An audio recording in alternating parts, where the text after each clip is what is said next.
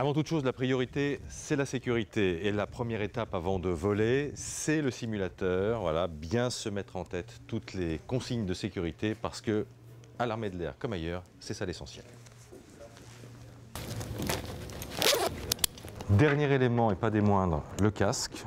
Donc, avec, ça c'est pour l'oxygène. Donc le gros cordon noir pour l'oxygène. Ça c'est pour la radio. pour la radio. Il vient se brancher sur le même ensemble de jonctions. Là, je suis à peu près Là, tu es équipé, on n'a plus qu'à aller à l'avion. prêt à décoller. Exactement. Bien, ben on y va alors.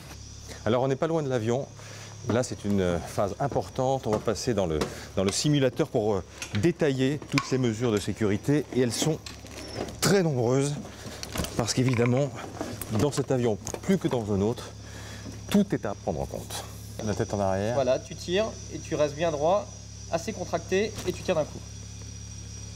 Deux manettes en fait essentielles, celle-ci à gauche pour enclencher ce qu'on appelle la post-combustion, c'est-à-dire que donner une accélération importante au Rafale, et de l'autre côté ce sont les commandes de vol. Et ce qui est assez troublant pour le profane, c'est que la course de cette commande de vol est très légère. Il suffit de basculer de quelques millimètres à gauche ou à droite pour que l'avion vire.